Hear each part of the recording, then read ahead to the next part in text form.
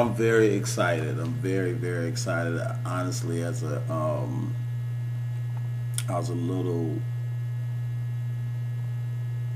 nervous because I was waiting to be selected in the film festival, and to get approved and accepted, it made me feel so happy. And like, I felt like at least somebody outside of my family and friends gets it. I know that we can get it right. Come on, we can get it right. Come on, we can get it right. I know that we can get it right. I know that we can get it right. Come on, we can get it right.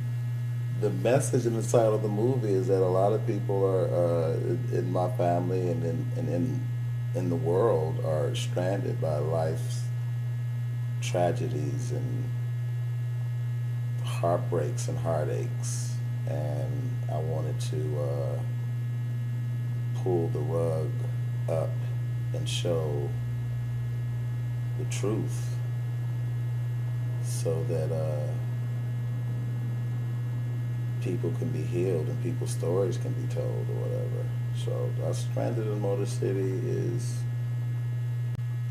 But yeah, that's what it is. It's about people who are like, they're in the Motor City. I mean, a city that's known for automobiles, and yet they came there. Most of the people in Detroit, my family included, came there looking for opportunities and a way to make money, and yet the poverty and the circumstances of that city has caused them to become immobilized. I know that we can get it right. Come on, we can get it right. Come on, we can get it right. I know that we can get it right. What compelled me to do this movie about my family? I feel like it's my life mission. I always wanted to say that I moved out here from Detroit to Los Angeles in an effort to help not only myself but help my family, and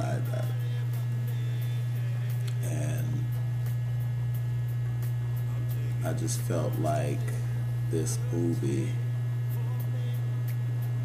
could do that.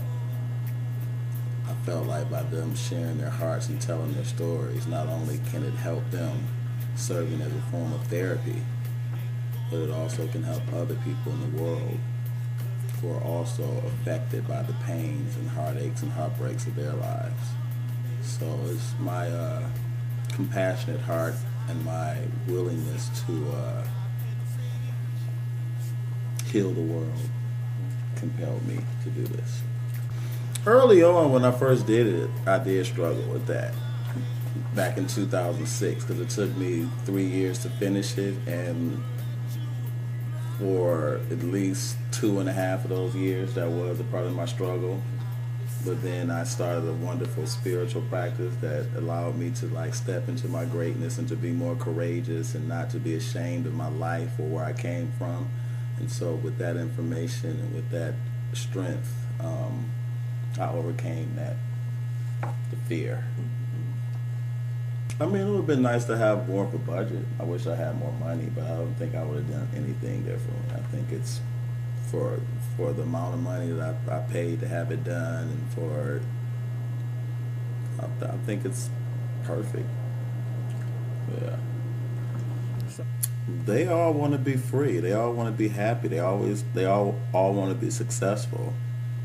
But I don't feel like they have been given the tools to succeed, because sometimes you have to leave the nest to grow and to expand, and unfortunately a lot of them have been incarcerated, which causes them to stay on probation, and which causes them to stay in the same neighborhood because they can't leave from that neighborhood because of the probation. So the cycle just continues on and on and on and on and on. So that's what's stopping them. So I would say themselves. They're stopping them. I came in this world to be free, free, free. I'll be proud of that. I love the movie Precious. Love real gritty, truthful stories that don't hide, that shows people vulnerabilities, that shows people's brokenness, that shows the truth. So that would make me feel great. Plus, it got nominated for an Oscar. So hey, compare on. Oh, you know, my first role in the movie was Menace to Society, which I played a crackhead, and a lot of people said, "Oh, that's degrading." And you, I mean, my thing is the truth. Sometimes people have to see themselves to change. I mean, you can't hide. You can't keep like sweeping things under the cupboard. I mean, under the rug, and not looking at it. So I mean, I'm sure people can say it's exploitive and perpetuate stereotypes, but hey, it's the truth. And in order to change, you have to look at it. You know, even an alcoholic has to admit that he's an alcoholic before he changes. So, Okay. I feel like I want them to be affected in some kind of way, and I don't really care what way. I just want them to be affected. I want them to be moved. I want them to be inspired. I want them to be saddened. I just want them to feel, because I feel like that's what any great work of art should do. You might not like it. You look at a painting. You know what I'm saying? You might not like, but it should make you feel something, even if it's like, oh, I don't want to look at that. Oh, I mean, you know what I'm saying? I want to incite something inside of you. You know, the Atlanta Film Festival website, and purchase tickets off of the site. And it's playing April 17th at 12:15 p.m. matinee, and we're going to have an extra special surprise because we're going to have 3 of the members of my family in attendance, so people will be able to ask them questions, which I'm excited about. And I'm excited because they get to see themselves up on a big screen for the first time in their lives. So this is like a part of my dream being fulfilled. When I left, I wanted to do something special for me and for them. So this Atlanta Film Festival is extra special because I get a chance to realize a dream. What's next? Well, I mean, I can go with what I hope will be next. I hope we'll find a great distributor, a great distributor who will be willing to like put some money behind it and take it to the Oscars. I like the rawness of it, the grittiness of it. I don't like things having to be all clean and squeaky clean. I mean, I think there's something about stranded in the Motor City, and when you think about Detroit, you don't think about it being pretty. I like it. I want to keep it gritty, but I'm not gonna, turn down any necessary help if somebody wants to make a change and, to better it. But, I just want as many people as possible to see it. That's what my dream is for this project.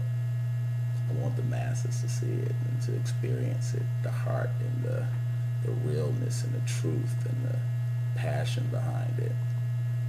Because it really is a labor of love.